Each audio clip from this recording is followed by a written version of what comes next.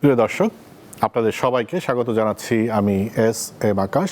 দেখছেন minister smart AC নিবেদিত দেশ ভাবনা এই মুহূর্তের বাংলাদেশ। আপনারা জানেন, ক্ষমতাসীন বিএনপি সরকারের প্রথম 6 মাস পূর্ণ হলো আজ।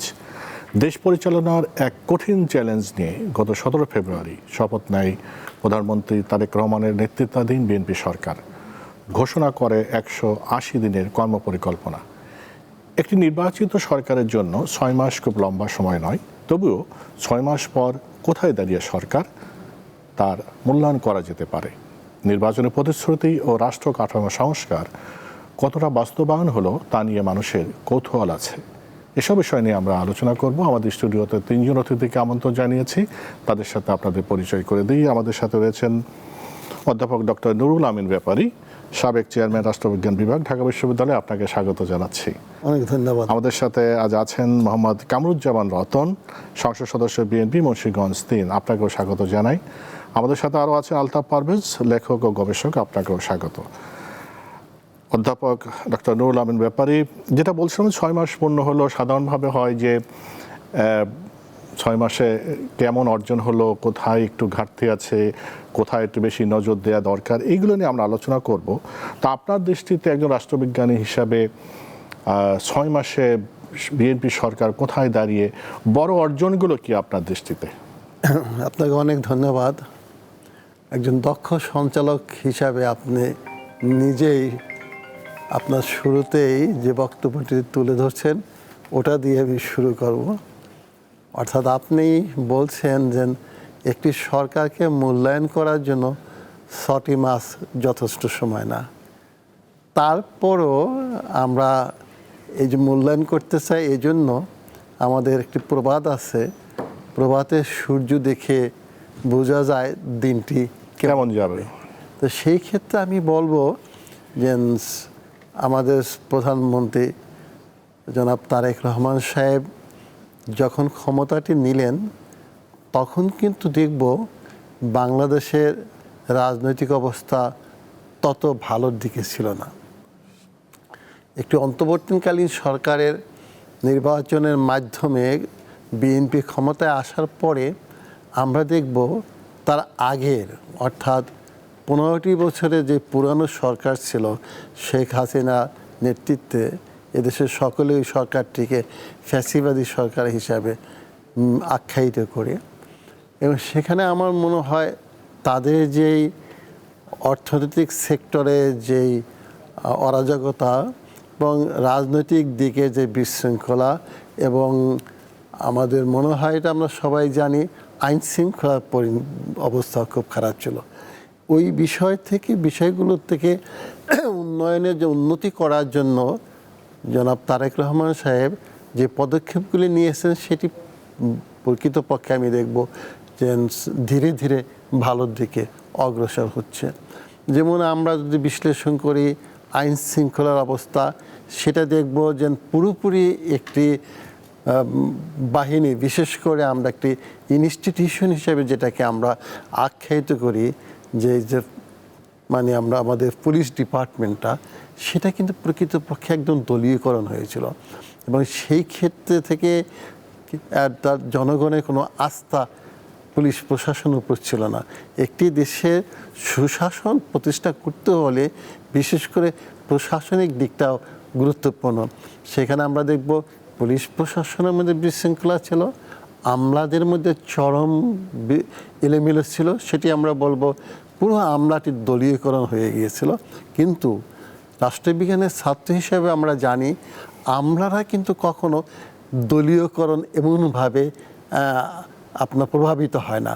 যেমন করে আমরা জানি আমলারা যেই সরকার যখন আসবে সেই সরকারের দিকে তাকিয়ে তাদের কর্মকাণ্ড করবেন। আর প্রশ্ন হচ্ছে এই ইনস্টিটিউশনটি হচ্ছে প্রকৃতপক্ষে উন্নয়নের একটি চাবিকাঠি। কিন্তু সেইখানে আমরা দেখব যে প্রমোশন থেকে শুরু করে বিভিন্ন কর্মকাণ্ড থেকে শুরু করে তারা নিরপেক্ষতা রাখেনি। তার প্রমাণ হচ্ছে 3টি নির্বাচন যদি আমরা দেখি, সেটা তো আছে। কিন্তু আমি বলছি যে এই 6 মাসে বিএনপি সরকার এই সব জায়গায় কি কি অবদান রাখলো? আমি সেখানে আসতেছি।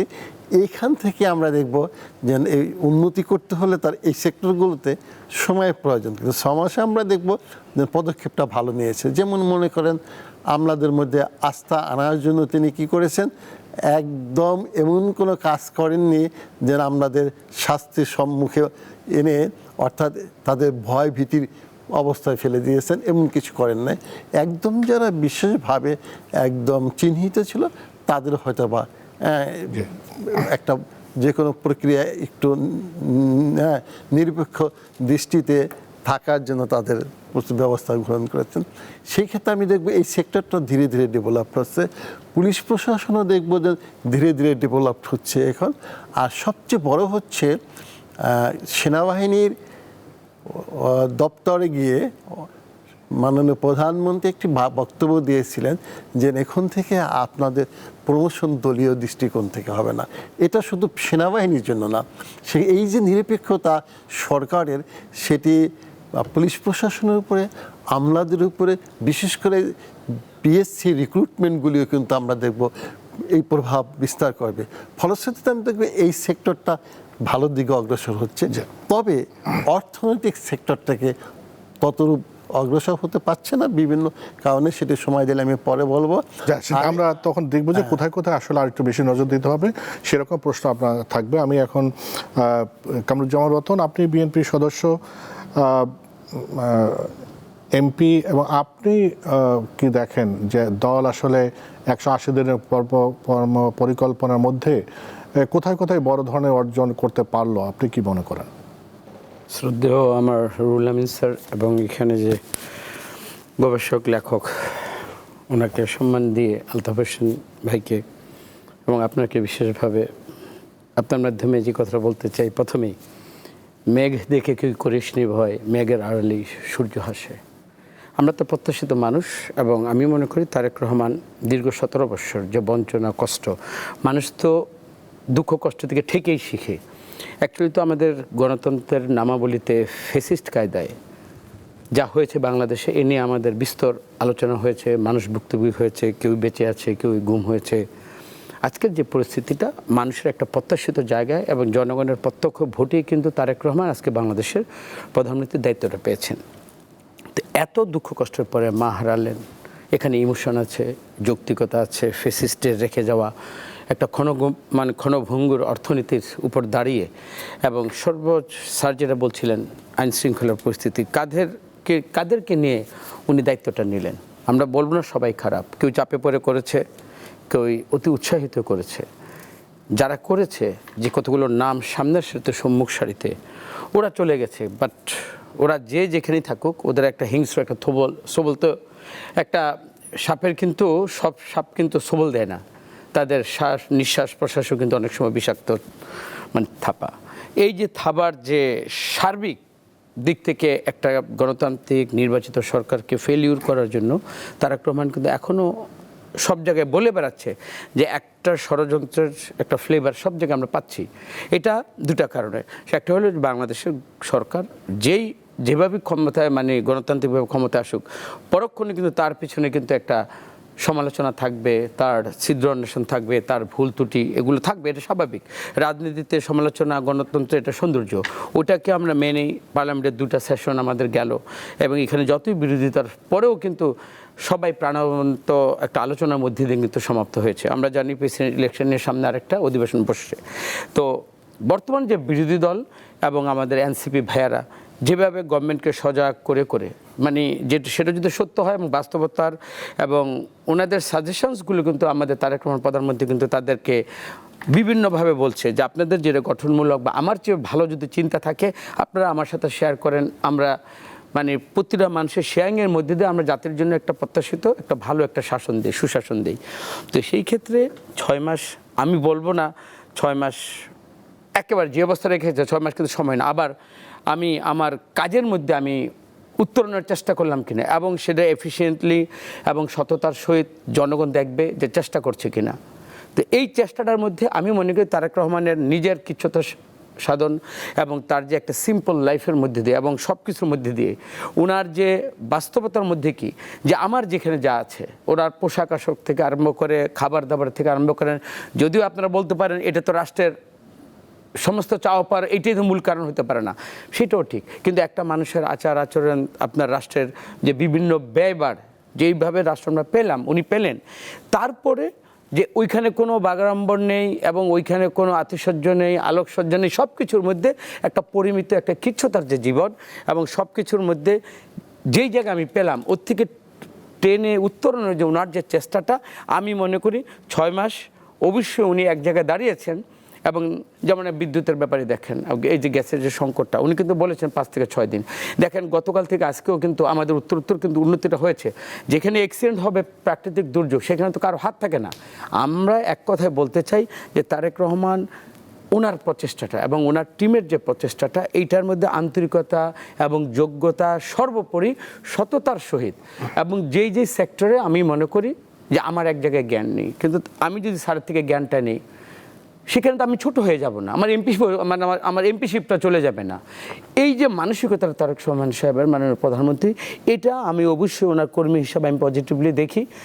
সবাইকে উনি ভ্যালুস দিয়ে উনি যেটা আগামী দিনের আলোকিত বাংলাদেশের জন্য যা চিন্তা করছেন এবং চিন্তার সাথে সাথে যেভাবে বাস্তবায়নের জন্য উনি যে চেষ্টা করে যাচ্ছেন, আমি জাতিকে অবশ্যই আমি আশাবাদী জাতি হিসেবে দেখতে পাবো।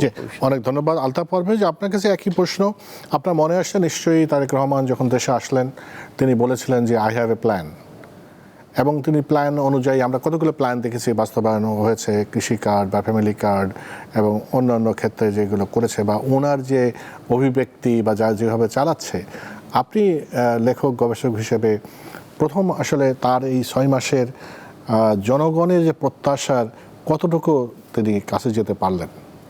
ধন্যবাদ আপনাকে। আসলে উনি যখন আসছিলেন এসে বললেন যে ওনার একটা পরিকল্পনা আছে, আর 6 মাস যখন পূর্তি হচ্ছে তখন উনি পরিকল্পনা চাচ্ছেন বিরোধী দলের কাছে। তো এইটাতে একটা ছোটোখাটো শিফট। মানুষ অবশ্য উভয়ের কাছেই পরিকল্পনা চায়, পার্লামেন্টারি গণতন্ত্রে সরকার বিরোধী দল মিলেই আসলে দেশ চালায়। পজিটিভ কি কি ঘটেছে সেটা দিয়ে শুরু করি। দেখুন, উনি এসে মন্ত্রী এমপিদের করমুক্ত গাড়ি, প্লট এগুলা বাতিল করলেন বা বাতিল করার উদ্যোগ নিলেন, সফল হলেন। কৃষকদের জন্য কিছু কার্ডের কথা উনি বললেন, ফ্যামিলি কার্ডের কথা বললেন। কিন্তু মুশকিল হলো কি, এই সরকার তো আসলে স্বাভাবিকভাবে নির্বাচিত একটা সরকার নয়। এই সরকারটা এসেছে 800 মানুষের শহীদ হওয়ার পর একটা নির্বাচনের ভিতর দিয়ে।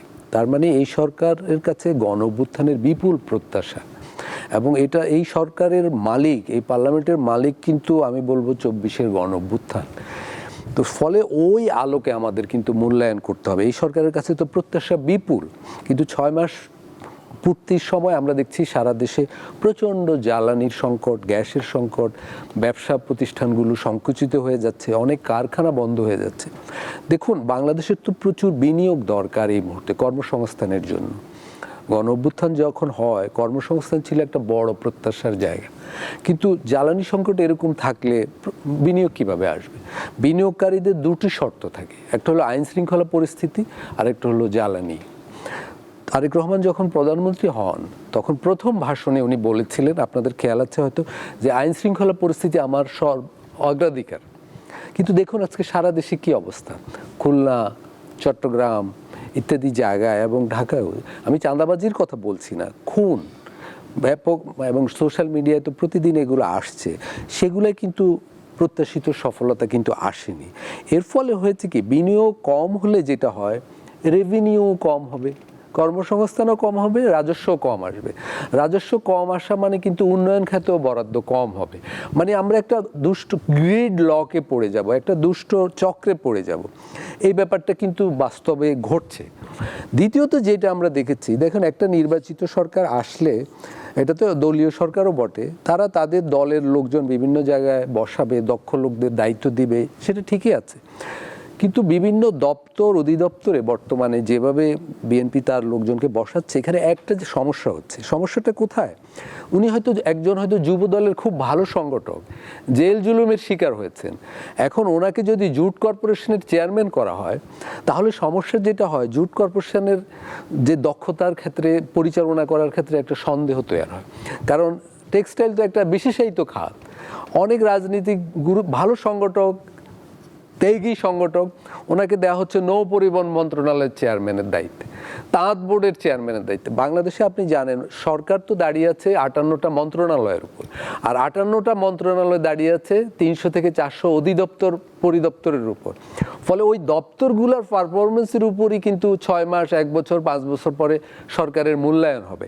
এখন আপনি দপ্তরগুলো যদি এই ধরনের দপ্তরের যে দিক, কাজের ক্ষেত্র, সেই ক্ষেত্রের সাথে সম্পূর্ণ অসামঞ্জস্যপূর্ণ একজনকে দায়িত্ব দেন, মনে করেন আমি পড়াশোনা করেছি এক বিষয়ে, আমাকে যদি সম্পূর্ণ বিপরীত মেরুর একটা বিষয় পরিচালনার দায়িত্ব দেওয়া হয়, তাইলে ওই প্রতিষ্ঠানে একটা সংকট তৈরি হয়।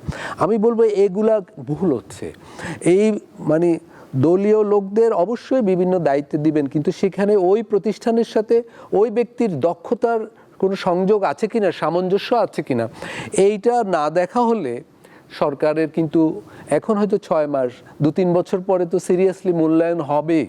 এখন হয়তো বলছেন আপনারা যে 6 মাস মানে একটা সরকারের 1/10 এখনো পুরোপুরি সিরিয়াস মূল্যায়নের অডিট করার সময় হয়নি, কিন্তু ওই যখন 2 বছর পরে, 3 বছর পরে অডিট করা হবে, তখন কিন্তু এই প্রসঙ্গগুলো আসবে। আরেকটা ব্যাপার দেখুন, 6 মাস হলেও 6 মাসে তো কিছু লক্ষণ স্পষ্ট হয়ে ওঠে। যেমন আমি বললাম যে গণ অভ্যুত্থানের কিছু প্রত্যাশা আছে, মৌলিক সংস্কারের ব্যাপার আছে। সরকার সম্প্রতি একদম 6 মাসের শেষের দিকে 2টো বিষয়ে সংস্কারে হাত দিয়েছে। একটা হলো গুম প্রতিরোধ আইন, আরেকটা হলো মানবাধিকার কমিশন। এই দুটো কিন্তু গুরুত্বপূর্ণ প্রসঙ্গ ছিল গণ অভ্যুত্থানের সময়। বিগত 15 বছর বিএনপি কর্মীরাই কিন্তু গুমের শিকার হয়েছে বেশি, মানবাধিকার লঙ্ঘনের শিকার হয়েছে তারাও বেশি। ফলে তাদেরই তো একটা বড় চাওয়া উচিত যে এই দুটোই এমন ব্যবস্থা হোক যাতে ভবিষ্যতে এইসব ক্ষেত্রে বাংলাদেশ ভালো অবস্থায় যায়। গুম প্রতিরোধ আইনে আমরা দেখলাম যে গুমের তদন্তের দায়িত্ব দেওয়া হলো পুলিশ কর্মকর্তাকে। তো গুম হয়তো বিভিন্ন বাহিনীর ঊর্ধ্বতন কর্তৃপক্ষ দ্বারা, একজন সাধারণ পুলিশ কর্মকর্তা কি তাদের বিরুদ্ধে তদন্ত করবেন? বোঝা যাচ্ছে কি ঘটবে। মানবাধিকার কমিশন দেখুন, আগে মানবাধিকার কমিশনের বিভিন্ন গত 15-20 বছর ধরে দাবি ছিল এটা যেন একটা স্বাধীন কমিশন হয়, এটা সবার জন্যই আসলে লাভজনক হতো। কিন্তু সরকার মানবাধিকার কমিশনের চেয়ারম্যান এবং সদস্য বাছাইয়ের জন্য বাছাই কমিটির যে বিধান করেছে 8 সদস্য বিশিষ্ট, তার 7 জনই হলো সরকারের লোক থাকবে। তাহলে সেখানে সরকারের পছন্দের মানুষটাই আসবেন চেয়ারম্যান এবং কমিশনের সদস্য হিসাবে। এর ফলে মানবাধিকার কমিশনও একটা নতজানু প্রতিষ্ঠান হয়ে থাকবে। ফলে আমরা ভবিষ্যৎটা কিন্তু আশাব্যঞ্জক দেখতে পাচ্ছি না। অধ্যাপক ডক্টর নুরুল আমিন ব্যাপারী দুজন কথা বলেছেন, কামরুজ্জামান রতন এবং আলতাফ পারভেজ। আপনি বলছিলেন বটে যে অর্জনের পাশাপাশি কতগুলো বিষয় আছে যেগুলো আরেকটু নজর দেওয়া দরকার বা চ্যালেঞ্জ আছে। কোথায় কোথায় ঘাটতি দেখেন বা একটু নজর দেওয়া দরকার?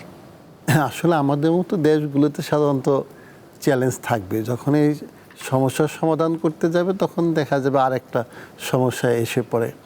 সেই ক্ষেত্রে তো একটার পর একটা আমরা দেখতেছি আসে, এবং নিয়ম হচ্ছে জাস্ট তার প্রাইম মিনিস্টার এবং তার যে ক্যাবিনেট, এবং এটি একটি টিমওয়ার্ক, তো সবাই মিলে যদি সঠিকভাবে সুন্দরভাবে পরিকল্পনা সহকারে কাজ করতে পারে, তাহলে আপাতত যে সমস্যাগুলি আমরা দেখতেছি এগুলি ট্যাকেল করা আমার মনে হয় কঠিন হবে না। তো সেই ক্ষেত্রে বড় একটি জিনিস হচ্ছে পার্টির মধ্যে শৃঙ্খলাটা কঠিনভাবে ফিরিয়ে আনতে হবে, এবং সেইখানে যেই করণীয় কাজটি হবে সেটি হচ্ছে প্রধানমন্ত্রী মহোদয়কে সবচেয়ে সঠিকভাবে সিদ্ধান্ত নিয়ে, এবং আমার মনে হয় তার একটা সেল গঠন করতে হবে, যে সেলের মাধ্যমে তিনি ইনফরমেশন পাবেন এবং কিভাবে সমাধান করা যায় ওই সিদ্ধান্তগুলো নিয়ে ওইদিকে অগ্রসর হতে। কিন্তু স্যার, আমরা একজন প্রাইম মিনিস্টারের ইনফরমেশন পাওয়ার জন্য তো অনেক মেকানিজম আছে। সেটা আছে, আপনি যেটা বলেন গোয়েন্দা সংস্থা বিভিন্ন, কিন্তু আমাদের মতো দেশগুলোতে দেখবেন অনেক সময় সঠিক সিদ্ধান্ত বিভিন্ন থেকে আসে না। আপনাকে আমি উদাহরণ দিয়ে বলি, যেমন করে আমি অভ্যুত্থানের সময় আমরা দেখব হাসিনা বাবা যেটা শেষ মুহূর্ত পর্যন্ত আশাবাদী ছিল, কিন্তু আমরা কি দেখি তার গোয়েন্দা সংস্থার রিপোর্ট কি সঠিকভাবে এইভাবে এসেছে? এমন করে একটা বিশাল অভ্যুত্থান, চতুর্দিকে যে অবস্থা এলোমেলো, সেই ক্ষেত্রে কিন্তু আমার যা মনে হয় ওই সঠিকটি পাননি। এবং আমি এই জন্য প্রশ্নটি উত্থাপন করতেছি যে প্রাইম মিনিস্টারের আকাঙ্ক্ষা কিন্তু উঁচু আকাঙ্ক্ষা, এবং তিনি এই দেশটাকে সুন্দরভাবে গড়ে তুলতে চাচ্ছেন, এবং সেজন্য তিনি বলছেন I have a plan. Altaf Parvez সাহেব যে কথা বলছে সুন্দর কথাগুলি বলছে, এবং সেখানে একটা কথা আমি বলি, প্রাইম মিনিস্টার জনাব তারেক রহমান সাহেব কিন্তু সংস্কার নিয়ে বদ্ধপরিকল্প। তিনি সংস্কারের মাধ্যমে প্রশাসনিক, রাজনৈতিক এবং অর্থনৈতিক অবস্থা পরিবর্তন করতে চাবেন আমার মনে হয়। আমি আশাবাদী এই জন্য, কেন দেখবেন যখন অপোজিশন পার্টি লন্ডন বসে কিন্তু তিনি এ বিষয়ের উপরে সতর্ক ছিলেন এবং বক্তব্য দিয়েছেন। 31 দফার মাধ্যমে তিনি যে পরিকল্পনাটি করেছেন সেটা কিন্তু সংস্কারেরই রূপরেখা আমার মনে হয়, এবং এটার সাথে আমিও জড়িত ছিলাম যখন এটা তৈরি করা হয়। আমরা যেহেতু আন্দোলনে ছিলাম, সেক্ষেত্রে তিনি একাগ্র চিত্তে কিন্তু এটা চেয়েছেন, বা আমার মনে হয় ওই ধীরে ধীরে যেতে হবে। অপোজিশন পার্টি যে বক্তব্যগুলো উত্থাপন করতেছে সুন্দর কথা, কারণ এগুলো অপোজিশন পার্টি থেকে বলা উচিত, একটা প্রাণবন্ত পার্লামেন্ট যেন তৈরি হয়। সেই ক্ষেত্রে কিন্তু কর্মক্ষেত্রে যেতে হলে একটু কঠিন আছে বাস্তবতার দিকে। তা আমি এই জন্য বলতেছি যে আমার মনে হয় যে মনে করেন আপার চেম্বারের কথা বলা হচ্ছে, সেটা খুব সম্ভবত প্রাইম মিনিস্টার দিকে অগ্রসর হবেন। এবং আপনি মনে করতেছেন যে বিষয়ের উপরে আমরা বিশেষ করে চিন্তা ভাবনা করতেছি, যে মানে একটি সেক্টর যেটা আমি কয়েকদিন আগে জানলাম, গ্রামীণ অর্থনীতিকে তিনি সচল করার জন্য কিছুদিন আমি যেটা শুনতে পেলাম, ব্যাংক থেকে একজন আমাকে ফোনও করেছে, যেমন মনে করি একজনের 5 লক্ষ টাকা লোন নিয়েছে, সে তার টাকা হয়েছে 20-25 লক্ষ। সেখানে কিন্তু একটা পদক্ষেপ গ্রহণ করেছেন যে এই গরিব কৃষক তারা যেন সচল থাকতে পারে, ওই সুদটাকে মাফ করে দেওয়ার একটা পরিকল্পনা। এটা আমি কিন্তু বারবার টক সদস্য আমি ইউনূস সাহেবকে বলছিলাম, এটা একটা বিরাট পদক্ষেপ। আমি গার্মেন্টস শ্রমিক বা গার্মেন্টসের মালিকদের আপনি ভর্তুকি দিয়ে হাজার হাজার কোটি টাকা, অথচ আমার কৃষক যারা প্রাণ এই আমার দেশের ইকোনমির দিকে, তাদের দিকে আমি বেশি তাকাচ্ছি না। তো এই পদক্ষেপগুলিকে আমি বলবো প্রধানমন্ত্রী জনাব তারেক রহমান সাহেব সঠিক পদক্ষেপ নিয়েছেন। কারণ প্রিন্সিপাল মিনস অফ প্রোডাকশনে যদি আমি না যাই, তাহলে তো আমি ডেভেলপ করতে পারবো না। ফ্যামিলি কার্ড, কৃষক কার্ডে তিনি গিয়েছেন, এটা হবে কি জাস্ট কৃষকের হাতে যেমন যখন টাকাটা থাকে না, যে অল্প টাকা, ওই টাকাটা আসলে কিন্তু বিশেষ উপকার হবে।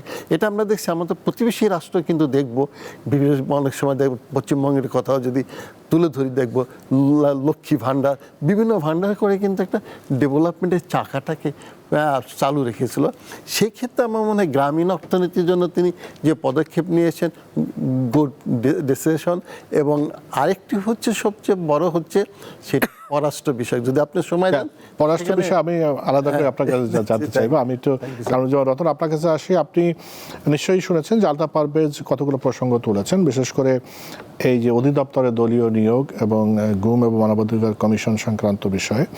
এ বিষয়ে অবশ্যই আপনার বক্তব্য থাকবে। এটা সরকার যেহেতু নিয়োগ দিচ্ছে, অবশ্যই তাদের কোনো রাজনৈতিক চিন্তাভাবনা আছে, সেগুলো একটু বলবেন। একই সাথে আপনার কোথায় মনে হয় যে যদিও 6 মাস সময় বেশি নয়, কিন্তু এই জায়গাগুলোতে আরেকটু উন্নয়ন দরকার, অগ্রগতি দরকার? না, 6 মাস সময় বেশি নয়, আবার আমি অফুরন্ত একটা অনাদিকালের জন্য তো জনগণ সময় দেয় না, দেবেও না। আমাদের আলতাফ পারভেজ উনি যে কথাগুলো বলেছেন, আমি তো নিরাশার দোলাচলতে আমি ধুলব না। যদি আমি অ্যাড্রেস করি কোন জায়গাটায় আমি দায়িত্বটা পেলাম, কিসের মধ্যে আমি পেলাম, আমি কাদেরকে নিয়ে, ধরেন ফেসিস্ট চলে গিয়েছে সীমান্তের উপরে, ওইখানে আমি মনে করি অন্তর্বর্তীকালীন সরকারের প্রথম রাতে যে বিড়াল মারাটা উচিত ছিল, যেটা আমরা শাহাবুদ্দিন সাহেব দেখেছি, হাবিবুর রহমান সাহেব দেখেছি, এটা কিন্তু এবার হয় নাই। ওই তাদেরকে রেখে কিন্তু একটা ইলেকশন অনেক কষ্ট, এদিক মানে এটা যারা স্যাররা এখানে কাজ করেছেন, অনেক খেলোয়াড় কিন্তু এখনও মানে চলমান সচল। এই অবস্থার মধ্যে একটা ইলেকশন করে যেটা অন্তর্বর্তীকালীন সরকারের কাছ থেকে আমরা যেটা ওভারনাইট যেটা আমরা মানে ড্রাস্টিক যে একটা অ্যাকশন হওয়ার কথা ছিল সে কিন্তু হয় নাই, এবং ওনারা ওই দায়িত্বটা বলি না, আমি তাদের দোষারোপ করছি না, কিন্তু আপনাকে ভয় পাইয়ে দেওয়ার মতো একটা প্রশাসন কিন্তু ডক্টর ইউনূস মহোদয় উনি ওনার পর্ষদ নিয়ে কিন্তু কাজটা করতে পারেন নাই, তাদেরকে রেখেছে। এবং এইখানে তারেক রহমান উনি যে দায়িত্বটা নিলেন, কাদের দিয়ে দায়িত্বটা নিলেন, আপনি এই যে পুলিশ বলেন, সচিবালয় বলেন, বিচারালয় বলেন, আপনি দেখেন তাদেরকে শাস্তির আনো, যারা আমরা জানি চিহ্নিত দাগি এবং ইতিমধ্যে যারা সাজাপ্রাপ্ত হয়েছে এবং কর্মস্থলে তারা যোগ দিতে পারে নাই, ওই মানুষগুলো এই 3 দিন আগে তাদেরকে চেক করা হলো। তারা তো ঠিক আছে কর্মস্থলে তারা যোগ দেয় নাই, তার মধ্যে যারা আছে সবাইকে আমরা একবার চালুনির ছাঁকুনি দিয়ে একবারে মানে ওই ধরনের মানুষগুলো কি একেবারে ছেকে তাদেরকে দিয়ে দায়িত্বটা পালন করতে কি পারছি? এর মধ্যে থেকে দায়িত্বটা নিয়েছেন, এখন কর্পোরেশনের বিভিন্ন জায়গায় দায়িত্ব নিয়েছেন। অন্তর্বর্তীকালীন সরকারের তাহলে যে আমি বলি এই 23 জন 26 জন নিয়ে যাদেরকে দায়িত্বটা নিল, তো সবাইকে জনগণ দ্বারা কি নির্বাচিত ছিল? আমরাই তো তাদেরকে এখানে ফ্যাসিলিটেট করে আমরা চেয়ারে বসিয়েছি। তাদেরও তো অনেক ইতিমধ্যে আমরা কর্মকাণ্ড দেখেছি, তাদের 2 জন পিএসের বিরুদ্ধে দুদকে আপনার তদন্ত হয়েছে। তো আমরা যাবো কোথায়? এই জাতিটা যাবে কাদের কাছে যাবে? এখন যারা আসছে দলীয় বিবেচনায় তারা তারা পদ হোল্ড করে, এটা তো সত্য। ওই সত্য মেনে আমি বলি নিশ্চয় ওরা তো এইখানে তো তারা তো একটা দীর্ঘ সময়ের জন্য তাদেরকে দায়িত্ব দেওয়া হয় নাই, তাদের একটা সাময়িক একটা দায়িত্ব দেওয়া হয়েছে। এবং যারা এখানে বসেছে আমি দলীয় বিবেচনায় যদিও তাদেরকে প্রতিজনের একটা করে পদ আছে, কিন্তু এই মানুষগুলো কিন্তু কষ্ট করেছে, এই মানুষগুলো কিন্তু গণতন্ত্রের জন্য কমিটমেন্ট এবং প্রশাসনের যে যার দায়িত্বে আছে তার কিন্তু পরবর্তীতে এই দায়িত্বের পরও কিন্তু তাকে দল করতে হবে, সমাজ করতে হবে, রাষ্ট্র করতে হবে এবং তারেক রহমানের কাছে জবাবদিহিতা করতে হবে। এখন যদি ডক্টর ইউনূসের ওই লোকগুলার যদি আমি দোষ না ধরি, আমি মনে করি এইটা যদি তাদেরকে দেখেন কতদিনের দায়িত্ব, 6 মাস বা বড় জোর 1 বছর, তারা কিন্তু জনপ্রতিনিধি হয়ে কিন্তু এক একজন এক এক জায়গায় আবার কিন্তু দলের মানে একটা পদায়ন হয়ে কিন্তু তারা কিন্তু চলে যাবে। আমি মনে করি ওইটাকে একেবারে নেগেটিভ সেন্সে বা দলীয় দৃষ্টিভঙ্গি থেকে ওইভাবে সমালোচনা না করে তাদের কর্ম, তাদের চিন্তা, তাদের স্টেপসগুলো আমরা দেখেন, তারা ওইখানে বসে একটা রাষ্ট্রের জন্য তারা কি কল্যাণ করে, হিতকারী ব্যক্তি, না ওইখানে বসে তারা এখানে দলীয়করণ করে দুর্নীতির মহাপাহাড় এখানে তারাও একটা এক্সাম্পল তৈরি করে ফেলতেছে ফ্যাসিস্টের মতো। ওদিকে যদি আলতাফ ভাইরা যদি ওনারা যদি এদেরকে নজর দেয়, জাতি উপকৃত হবে, আমরা ওনাদেরকে অ্যাপ্রিসিয়েট করব। আমার কাজটাকে আমি কখনোই কোনো বিবেচনার ঊর্ধ্বে আমি উঠাতে আমি চাচ্ছি না, এবং আমার দলও তারেক রহমানের যাদেরকে যে জায়গায় বসেছে সত্যিকার বাস্তবতা এবং সত্য নির্ভর যদি কোনো ওইখানে যদি ইনফরমেশন থাকে এবং তাদের বিরুদ্ধে যে শাস্তি হবে না। আপনি ধরেন আমাকে এক জায়গায় দায়িত্ব দিয়েছে, আমি যদি এখানে অপকর্ম করি আমাকে এখানে তারেক রহমান চেয়ারে বসিয়ে রাখবে? নিশ্চয়ই না। এখন আমি মনে করি যে যেহেতু এই সরকারের আমরা কম্বলের লম্বা বাঁচতে বাঁচতে তো কম্বলই আমাকে আমরা খুঁজে পাবো না। যাদেরকে দায়িত্ব দেওয়া হয়েছে তাদের কন্ট্রিবিউশন আছে, তাদের কমিটমেন্ট আছে একটা জাতির কাছে, তাদের কর্মের মধ্যে দিয়ে তাদের বিবেচনা করা হোক, সেটা কোন পদ্ধতিতে হয়েছে। আজকে যদি আমি বলি এনসিপি বা জামাতে ইসলামের যদি তারা যদি দায়িত্ব নিত, তারা কোথেকে আসমান থেকে ফেরেশতা দিয়ে তারা দায়িত্ব পালন করতো, তখন যদি আমরা একইভাবে বলবো না তোমরা সবাই এখানে জামাত শিবির, বা আমরা তো দেখেছি তো এইখানে বসে এনসিপির ভাইরা তারা নিজেরাই বলতেছে যে তোমরা তো সন্ধ্যা পরে ডিসিএসপি নিয়োগ করতা। এখন ছিদ্র অন্বেষণ করে জাতিকে আর পিছনের দিকে টানার দরকার নেই।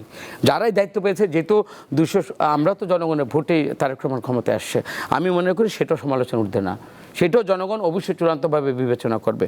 আমার মনে হয় যাদেরকে দায়িত্ব দেওয়া হয়েছে তাদের কাজটাকে আমার বিবেচনা করা উচিত। অনেক ধন্যবাদ। আলতাফ পারভেজ, যেটা বলছিলেন কামরুজ্জামান রতন যে কোন প্রশাসন নিয়ে এসেছে, কিন্তু ধরেন প্রশাসন এই যে 17 বছরের একটা প্রশাসন ইচ্ছে করলেই তো আসলে তাদের সবাইকে বাদ দিয়ে দেওয়া যায় না, কিন্তু সেটা একটা আছে হচ্ছে প্রশাসন, আরেকটা আছে পুলিশ প্রশাসন। তারাও তো সেই একই পুলিশ যাদেরকে দীর্ঘদিনভাবে দলীয়করণ করা হয়েছে। দলীয়করণ তো সেইভাবে এই জায়গাটা আসলে সরকার আসলে খুব বেশি করার আছে কিনা, বা অনেক করতে কিছু পারে? করার ছিল। দেখুন, আপনি ঠিকই বলেছেন, সমস্যা হলো প্রশাসনকে দলীয়করণ করা হয়েছে। তাহলে গণঅভ্যুত্থানের পর যে 11টা কমিশন করা হলো, যেমন পুলিশ সংস্কার কমিশন করা হলো, প্রশাসন সংস্কার কমিশন করা হলো, সেখানে তো ওই দলীয়করণ মুক্ত করার জন্যই এই কমিশনগুলো করা হয়েছে। সেখানে তো সুপারিশগুলো এসেছিল, সেই সুপারিশগুলোই তো বাস্তবায়ন করতে হবে। নির্বাচিত সরকার কাছে সেটাই তো প্রত্যাশা। যেমন ধরুন, আমাদের এখন স্থানীয় সরকার দরকার, কেন্দ্রীভূত প্রশাসনের জায়গায় স্থানীয় সরকারকে দিয়ে কাজ করতে হবে। স্থানীয় সরকার নির্বাচন সামনে, তো আমরা জানি স্থানীয় সরকারের ক্ষমতা কম এদেশে, এর ক্ষমতা বাড়াতে হবে। তো নির্বাচন এবং ক্ষমতা বাড়ানোর আগেই প্রত্যেকটা স্থানীয় সরকারের দপ্তরে আমরা এমপিদের জন্য একটা অফিস করার ব্যবস্থা করেছি সরকারের প্রথম 2 মাসেই। তো তার মানে কি, এখনো স্থানীয় সরকার নির্বাচন হয়নি, নির্বাচিত হলে ওইটা এমপির ওইখানেও প্রভাব পড়ে যাবে। তার মানে আমাদের পদক্ষেপগুলো হচ্ছে বিপরীতধর্মী। যেমন আমার সহ আলোচক, উনি নির্বাচিত প্রতিনিধিও, উনি বললেন যে তত্ত্বাবধায়ক অন্তর্বর্তীকালীন সরকারের যারা ছিলেন তারাও তো এরকম মানে কারিগরি দক্ষ ব্যক্তি ছিলেন না, সত্য, কিন্তু তাদের দায়িত্ব ছিল শুধু নির্বাচনটুকু করে চলে যাওয়া। আর এখন যারা দায়িত্ব পাচ্ছেন, মনে করেন জুট কর্পোরেশনের চেয়ারম্যান করা হয়েছে মিস্টার এক্সকে, ওনার দায়িত্ব তো এটা পরিচালনা করা, এটা তো একটা কারিগরি দায়িত্ব, এবং উনি চুক্তিভিত্তিতে নিয়োগ পেয়েছেন, এটা সাময়িক কোনো নিয়োগও নয়, 1 বছর 2 বছর এইভাবে নিয়োগ পাচ্ছেন। ফলে কি দাঁড়াবে, ওনার অধীনেই তো এই প্রতিষ্ঠানটা লাভজনক করার চ্যালেঞ্জ। এটা তো সুপার টেকনোলজির যুগ, এটা তো ওই প্রতিষ্ঠানগুলো লোকসানি প্রতিষ্ঠান হলে তো বিএনপিরও লাভ হবে না, দেশেরও লাভ হবে না। আমি বলতেছি, এই যে নতুন সময়ের যে নতুন ধারার পদক্ষেপ হওয়া উচিত ছিল, আমরা কিন্তু সেই পুরনো বন্দোবস্ত অনুযায়ী চলছি। আপনি যেটা বললেন পুলিশ বাহিনীর সংস্কারের কথা, খুবই জরুরি ছিল। বিএনপি সরকার এবং আগের সরকারও 2 বার পুলিশ বাহিনীর পোশাক পরিবর্তন করলো। সমস্যাটা কি পুলিশ বাহিনীর পোশাকই ছিল, না আইনগত সংস্কারের প্রয়োজন ছিল? তার মানে আমরা একদিকে সমস্যা, একদিকে আমরা সিগন্যাল দিচ্ছি অন্যদিকে। দেখুন, আজকে ব্যাপারী স্যার বললেন, আমি ওনার সরাসরি ছাত্র, স্যার বললেন ধীরে ধীরে সংস্কার হবে। স্যার, যদি আপনার গ্যাসের চুলাটা প্রতিদিনের গ্যাস না আসে, ওই পরিবারগুলোকে এটা বলা যাবে না যে ধীরে ধীরে চলবে। জ্বালানি সংকট আমাদের, এটা তো যেই দলটা রাষ্ট্র পরিচালনা করবে তার তো একটা পূর্ব প্রস্তুতি থাকার ব্যাপার ছিল, যে জ্বালানি সংকট হবে, অর্থনৈতিক সংকট হবে, পৃথিবীতে যুদ্ধ লেগেছে, অতীতের সরকারগুলো অনেক সমস্যা রেখে গেছে। আমরা তো জানি ব্যাংক সেক্টরের সমস্যা ছিল বিগত সরকারের আমলে, অনেকগুলো ব্যাংক দেউলিয়া অবস্থায় পৌঁছে গিয়েছিল। তো যারা নতুন করে ক্ষমতায় আসবে তাদের তো একটা প্রস্তুতি থাকার ব্যাপার, যে আমরা ব্যাংক খাতকে কিভাবে পুনর্গঠন করব। আজকে 6 মাস হলো অনেকগুলো ব্যাংকে সেই যে আগের আমলে ডিপোজিট করা মানুষগুলো কিন্তু এখন পর্যন্ত একটা বাংলাদেশ কেন্দ্রীয় ব্যাংক থেকে একটা উত্তর পায়নি যে তাদের ডিপোজিটের কি হবে, সে আসলটা কি পাবে, সুদটা কি পাবে। মানে লাখ লাখ ডিপোজিট করা মানুষ এইভাবে হাউতাশ করছে। এই যে জ্বালানি সংকটের কথা আমরা বললাম, এটার জন্য কি একদিনও মনে হচ্ছে সরকারের কোনো পরিকল্পনা আছে? প্রতিদিন সংকট হচ্ছে, সরকার কিছু বলছে, কিছু সমাধান হচ্ছে, আবার পরের দিনই সংকট বেড়ে যাচ্ছে। আপনি এখন যান, প্রত্যেকটা পেট্রোল পাম্পের সামনে অন্তত 2-3 কিলোমিটার করে লাইন। এটা তো শুধু কোনো বিশেষ আদর্শের বিশুদ্ধ দলের মানুষ ভোগান্তিতে পড়বে না, সবাই পড়বে। এর ফলে তো জাতীয়ভাবে প্রবৃদ্ধিটা, গ্রোথটা তো কমে যাবে, এবং কমে যাওয়া মানে রেভিনিউ কম আসবে। সেইটা হলো বিপদের ব্যাপার। আমরা এখন যে সংকটে ঢুকছি, এইটার আসলে প্রতিক্রিয়াটা হবে 2-3 বছর পরে। দেখুন, আজকে এই যে আমি বারবার বলছি যে এই সরকারটা হলো গণঅভ্যুত্থানের সরকার, তো গণঅভ্যুত্থানের সবচেয়ে বেশি মানুষ শহীদ হয়েছিল শ্রমিকরা। আজকে চা শ্রমিকরা দেখুন আন্দোলন করছে, 172 টাকা তাদের দৈনিক মজুরি। এই কালে কি 172 টাকায় চলে? কিন্তু সরকার কিন্তু তাৎক্ষণিকভাবে কোনো সমাধান করছে না। এবছর 2026 সালে 13টি সেক্টরের নতুন মজুরি নির্ধারিত হওয়ার আইনগত বাধ্যবাধকতা রয়েছে। এখন অগাস্ট মাস চলে যাচ্ছে, আপনাকে তো সেই বিষয় করতে হবে। শ্রম মন্ত্রণালয় কি করছে আমরা জানি না। এখানে বারবার বলা হচ্ছে তারেক রহমানের কথা। দেখুন, আমরা তো 6 মাস পর একজন ব্যক্তির মূল্যায়ন করতে পারি না, মূল্যায়ন করতে বসি না। সরকার তো একটা টিম, ফলে একটা টিমকে তো টিমের মতো কাজ করতে হবে। তারেক রহমান সাহেব তো অনেক ভালো ডিসিশন দিচ্ছেন। আমি একটা উদাহরণ দিয়ে আমার আলাপ শেষ করছি। 2-3 মাস আগেই উনি বলেছেন, একটা বড় বৈঠকে পেপারে এসেছে, যে ঢাকা থেকে অবৈধ বাস টার্মিনালগুলো সরাতে হবে। আপনারা সবাই জানেন এই সিদ্ধান্তটা বাস্তবায়ন হতে 2-3 দিনের বেশি লাগার কথা না।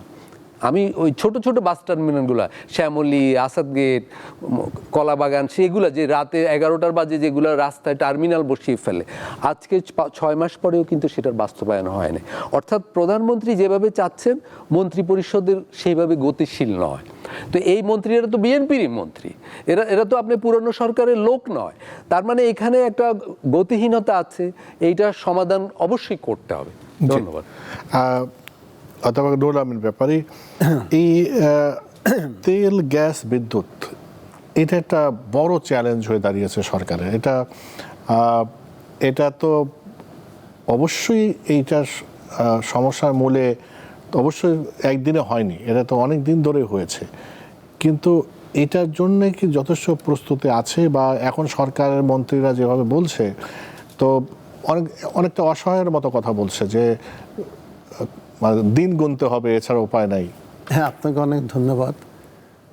আলতাফ পারভেজ সাহেবের শেষাংশে খুব সুন্দর সুন্দর বক্তব্য তুলে ধরেছেন এবং আমি তাকে ধন্যবাদ জানাচ্ছি। অর্থাৎ সরকারকে সতর্ক করে দিচ্ছে, এইগুলি আলোচনার মধ্যে নিয়ম। আমার প্রশ্ন হচ্ছে, আপনি যে প্রশ্নটি করলেন সেখানে, অর্থাৎ এই সরকার কিন্তু নিয়ম হচ্ছে একটি গণতান্ত্রিক সরকার যদি পিসফুল ট্রান্সফার অফ পাওয়ারের মাধ্যমে আসে, তাহলে কিন্তু দীর্ঘ একটা পরিকল্পনা থাকে। এই সরকার কিন্তু একদম কনফার্ম ছিল না নির্বাচন এই সময় হবে, অর্থাৎ কি করবে। তারপরে কিন্তু অনেক পরিকল্পনা করে আসছে।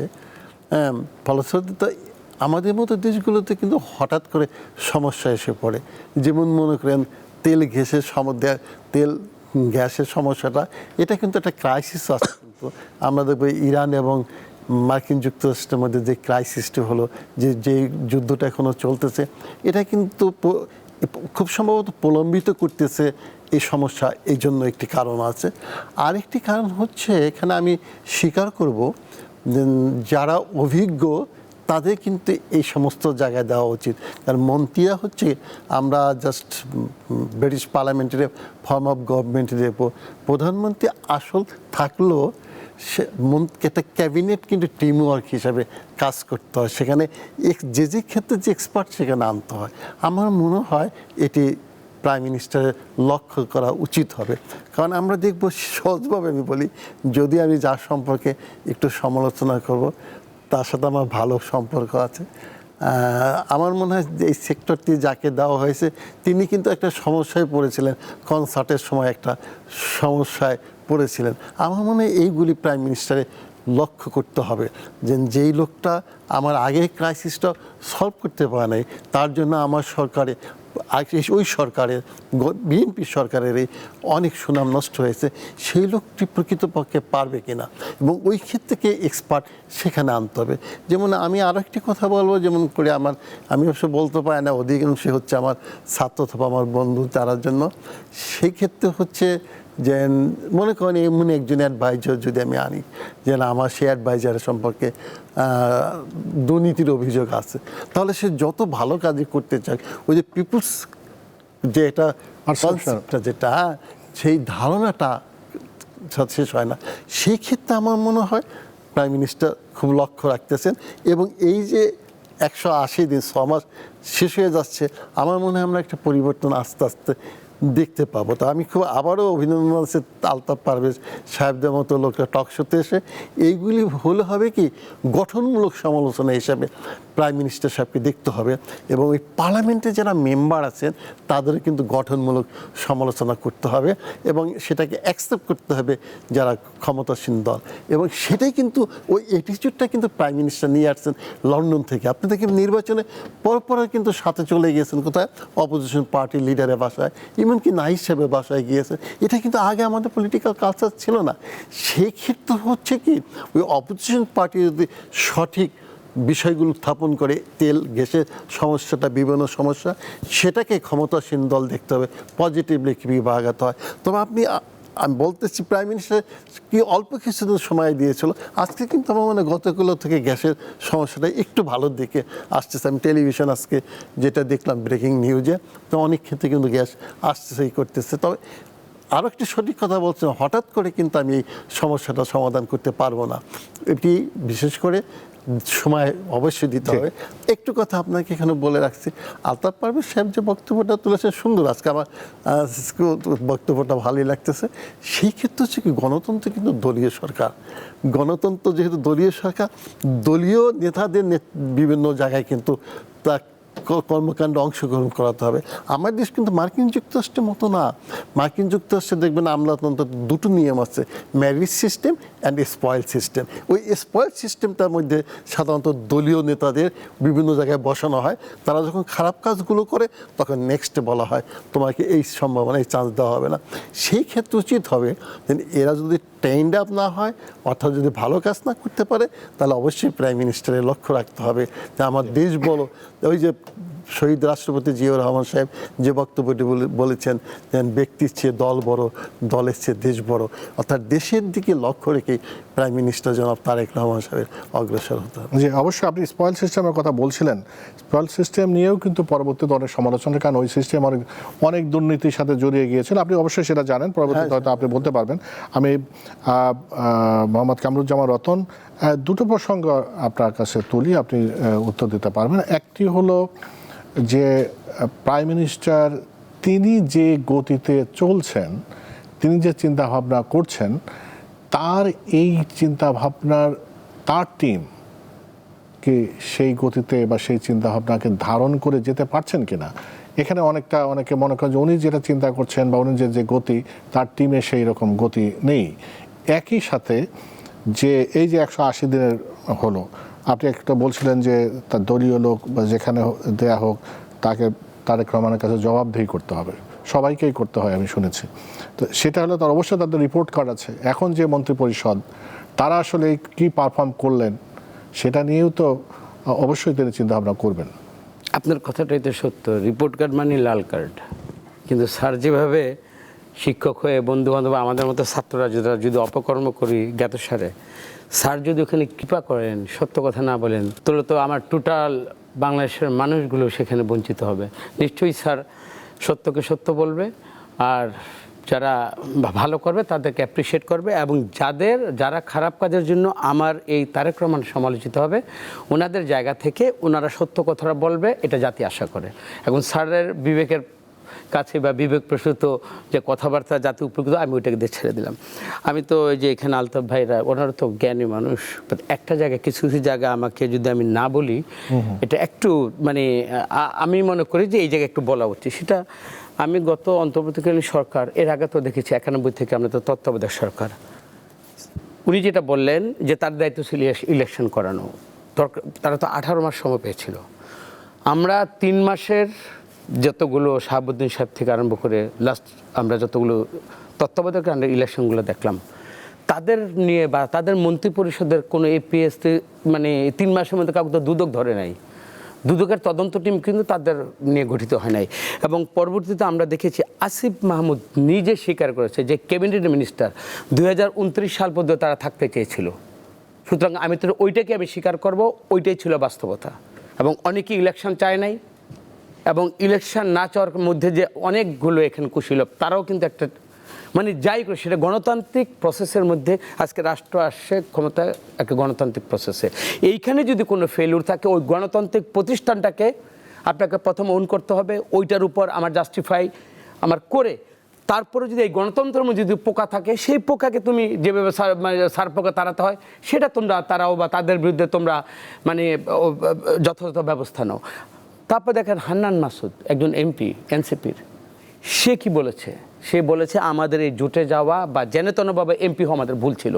তো এগুলো তো প্রতিষ্ঠিত সত্য, যে ব্যক্তি এই কথাটা বলেছে। সুতরাং ওইটাকে ম্যাটার করে, ওইটাকে আমি ধরে আমার এনসিপি ভাইদের ভুল নেই বা অন্তর্বর্তী সরকারের ভুল নেই, এটা আমার মনে হয় এটা সত্য নয়। এবং তাদের 18 মাস সময়, এবং এখানে আমি এই ক্ষেত্রে আমি স্যালুট জানাই আমাদের সেনাবাহিনীর প্রধান। উনি বলেছেন ওকে 18 মাস সময় ইলেকশন হবে। আপনি দেখেন ওনার ধীরতা, এবং আজ পর্যন্ত আমি প্রধানমন্ত্রী তারেক রহমানকে আমি দেখেছি অ্যাপ্রিসিয়েট করতে, এবং ওনার কথা যে উনি রেখেছে। আর অন্তর্বর্তীকালীন সরকারের এখনও দেখেন, আপনারা তো অনেককে দেখেন, আপনার টকশোতে আমাদের ডাকলে আমাদের পান, অনেকেই তো কথা বলতো এখানে, জাতিকে সবক বয়ান দিতেন। স্যার আপনারা এসে ওনারা আজকে কিসের মধ্যে দায়িত্বটা নিল, কোথায় ওনাদের ব্যর্থতা, তখন এই ব্যর্থতার চোখগুলো তো আপনারা দেখাতে পারতেন। কই আপনি এই মন্ত্রণালয়ের দায়িত্ব ছিলেন, আজকে এই মন্ত্রণালয়ের দায়িত্ব থাকা অবস্থায় এইখানে কেন আজকে এই অবস্থাটা? সেখানে আইনমন্ত্রী বলেন, আপনার যে কোনো মন্ত্রণালয়ের ব্যাপারে তো আপনারা কথা বলতে পারতেন। তো আমার তো মনে হয় ওইখানের ওই সময় যদি বা তাদের ব্যাপারেও যদি আপনারা সোচ্চার হতেন, আজকে আপনি এই যে আমার গ্যাসের ব্যাপারে কথা বললেন, আমি জানি বাংলাদেশে কোথায় কোথায় গ্যাস, ভোলাতে সবাই বলে উপচে পড়া, এখানে মেজর হাফিজ বলেন, যারা যারা দেখতেছে, আপনাদের ওই উত্তোলনের জন্য তো আপনি তখন সোচ্চার কণ্ঠে আওয়াজ তোলেন নাই, বরঞ্চ এই গ্যাস না আনে এই এলপিজি দিয়ে যারা এই যে বসুন্ধরা গ্রুপ বলেন, সালমান এফ রহমান গ্রুপ বলেন, আপনার যারা যারা বিদেশ থেকে এলএনজি এনে এদেশের অর্থগুলোকে লোপাট করেছে, তাদের ব্যাপারে তো আপনারা কোনো সোচ্চার হয়ে কথা বললেন না। অথচ আমার দেশে নিজের সম্পদ এটাকে উত্তোলনের জন্য আমরা বিদেশিদের সাহায্য চাইলাম না। আমরা ওইখানে যদি আজকে যদি নিজের দেশের যদি এটা হতো, তাহলে আজকে বিদেশ এই পরনির্ভরতার কারণে আজকে তারা তো আমাদের একটা বেকায়দায় ফেলেছে রে ভাই। আপনার থেকে টাকা এনে আমার বাজার করতে হচ্ছে, আপনার থেকে সম্পদ নিয়ে আমার মেজবানি করতে হচ্ছে, এই দেশের 18 কোটি মানুষকে 21 কোটি মানুষকে খাওয়াতে হচ্ছে। আমার মনে হয় ওই সময় যখন যেই জিনিসটা আমার সমস্যা ছিল, ওই সমস্যা কিন্তু এ দেশের আমরা দেখেছি, কিন্তু সমস্যা কিন্তু ওই সময় ভয়ে কেউ কথা বলতাম না। স্যার আমি তো টকশো থেকে আমার ন্যায্যতার কথা বলতে আমি 2 বার আমার নিচের থেকে অ্যারেস্ট হয়ে গেছে। আপনারা তো জানি যে এই দেশে কে কীভাবে চলেছে, কীভাবে সত্য এবং নির্ভয়ে একটা আত্মপ্রত্যয়ী একটা মনোভাব নিয়ে এই বাংলাদেশে কেউ কথা বলতে পারে না। এইটাকে আমরা প্রথম স্বীকার করি। আমরা ওই শিকারের মধ্যে জুলাইয়ের যে আমরা মূল্যায়নটা এবং যারা আত্মদান করেছে তারা যেই কারণে করেছে, সেইখানে যদি এই সরকারের কোনো জায়গায় যদি মানতে তারা যদি একটু দ্বন্দ্ব বা দ্বিধাগ্রস্ত হয়, সেখানে সবাই মিলে আপনারা কথা বলেন। আমাদের যে এই যে আপনার যেই দুটা আপনি কমিশনের কথা বললেন, গুম কমিশন বা অধ্যাদেশগুলো, যেখানে আপনার এখন যেগুলো হয়নি, কমিটি হয়েছে, ওইখানে 5 সদস্য বিরোধী দল আছে এবং ওইখানে বলেছে যে তারা যদি আসে মোস্ট ওয়েলকাম, যদি না আসে তাদের প্রস্তাবনা দিবে। এবং ওই কমিটি কিন্তু ওপেন বলেছে সমাজের সর্বস্তরের শ্রেণী পেশার মানুষদের তারা পরামর্শ নেবে এবং তারা যদি এর থেকে বেটার গত গুম কমিশন বা অধ্যাদেশে যেটি আমাদের এসেছে তার থেকেও যদি বেটার কোনো প্রস্তাবনা থাকে যেটা জাতির জন্য কল্যাণকর, সেটা অ্যাকসেপ্ট করবে এই কমিটি। তো সুতরাং আমার মনে হয় যে আমরা শুধু সমালোচনা করে এই শহীদদের আর আমরা মনে হয় এখন আর ঝগড়া করার সময় নেই। দেশটা চালাতে হলে আসলে একটা ধ্বংসস্তূপের উপর কিন্তু আমরা দেশ চালাচ্ছি। আমার মনে হয় যেই দায়িত্বটা পায় সবাইকে কগনিজেন্সে এনে সবার সম্মিলিত প্রচেষ্টার মধ্যে দিয়ে আমরা আলোকিত বাংলাদেশের স্বপ্ন দেখব। জি, অনেক ধন্যবাদ। আলতাফ পারভেজ, শেষ করি, আপনি শেষে যেটা যে বক্তব্যগুলো শুনলেন, সাথে আমরা যেহেতু সরকারের 6 মাস সামনে অনেক সময় আছে, কোন দিকে আসলে নজর দেওয়া দরকার এখন, যেটা জনপ্রত্যাশা, জনগণের পালসটা যাতে প্রতিধ্বনিত হয় সরকারের? দেখুন, যদি আমরা আসলেই জনগণের পালসকে সম্মান করি, গুরুত্ব দিই, তাহলে দ্রুতই আমি বলবো জ্বালানি খাতের সমস্যার সমাধান হওয়া উচিত এবং আইন শৃঙ্খলা পরিস্থিতির সমাধান হওয়া উচিত। দেখুন, ব্যাপারী স্যার একটা বলছেন যে টিভিতে তো গ্যাসের ইমপ্রুভমেন্টের খবর এসছে। আমি বলবো স্যার, টিভিতে সংবাদপত্রে গ্যাস আসলে হবে না, গ্যাস ঘরে আসতে হবে। তেমনি বিটিভিতে অনেক সময় অনেক উন্নয়নের খবর আমরা দেখেছি গত 15 বছর আগে, 55 বছর ধরে, কিন্তু সেগুলো আসলে পরে মিলানো যায় না আর কি। ফলে উন্নয়নের বা এই পদক্ষেপগুলো আসলে বাস্তবে থাকতে হবে। জ্বালানি এবং আইন শৃঙ্খলা এই দুটো না হলে আমরা একটা অনুন্নয়নের ব্যর্থতার দুষ্ট চক্রে পড়ে যাব। আমরা সবসময় আমাদের সব সরকারই অতীতের সরকারকে দায়ী করেছে, এইটা নতুন কিছু নয়। এই সরকারও যদি সেই একই ফর্মুলা অনুযায়ী চলে, তাহলে আসলে ওই অতীতের সরকারগুলোর যা ভাগ্যে ঘটেছে, জনগণেরও যা ভাগ্যে ঘটেছে, উভয়েরই একই ভাগ্য বরণ করতে হবে। ধন্যবাদ আপনাকে। আমি 30 সেকেন্ড দেখেন, আমাদের 31 দফার মধ্যে এই যে গতকাল তারেক রহমান সারা বাংলাদেশে 2000 কোটি টাকা আমাদের যে শিক্ষকদের এমপিভুক্ত তাদেরকে ঘরে বসে তারা যে কোনো উইদাউট হ্যাসেল, কোনো মধ্যস্বত্বভোগীর কারো কোনো হ্যাসেল ছাড়া যে 2000 কোটি টাকা, এটা তো 31 দফায় ছিল না। দেখেন এর মধ্যেও কিন্তু এত সংকটের পরে কিন্তু তারেক রহমান এই যে ইনিশিয়েটটা নিল, আমরা ওই শিক্ষকদের আহাজারি দেখেছি, কান্না দেখেছি, তাদের স্যাটিসফ্যাকশন, চোখের জল দেখেছি, আত্মতৃপ্তির। সুতরাং আমরা এটাকেও আমরা একটু অ্যাপ্রিসিয়েট করি আর কি। হ্যাঁ, কিন্তু এখানে আমি একটা যে 31 দফার কথাই যদি উঠলো, গত 6 মাসে কিন্তু অনেকগুলা পদক্ষেপ হয়েছে 31 দফায় যে সিগন্যাল দেওয়া হয়েছিল তার উল্টো দিকে। আমি একটা বলি, এই যে জ্বালানির কথা উঠলো, 31 দফায় রয়েছে যে বিএনপি ক্ষমতায় আসলে জ্বালানিতে স্বয়ম্বরতা অর্জনের জন্য নিজেদের খনি থেকে জ্বালানি উত্তোলনের জন্য উদ্যোগ নেবে। কিন্তু 6 মাস পরে আমরা সিদ্ধান্ত দেখছি জ্বালানি খাতের বেসরকারীকরণের, অর্থাৎ বলা হয়েছিল একটা, উদ্যোগ নেওয়া হচ্ছে কিন্তু অন্যদিকে। ফলে যেহেতু সময় নেই, আমি আর এগুলো বাড়াতে চাই না। আজকে এই পর্যন্ত, আমরা আবারও সুযোগ পাবো কথা বলার। অধ্যাপক ডক্টর নুরুল আমিন ব্যাপারী, অনেক ধন্যবাদ। কামরুজ্জামান রতন, আপনাকে অনেক ধন্যবাদ। আবারও দেখা হবে। আলতাফ পারভেজ, আপনাকে অনেক ধন্যবাদ। প্রিয় দর্শক, এই ছিল আজকের মিনিস্টার স্মার্ট এসি নিবেদিত দেশ ভাবনা এই মুহূর্তের বাংলাদেশ। সবাই ভালো থাকবেন।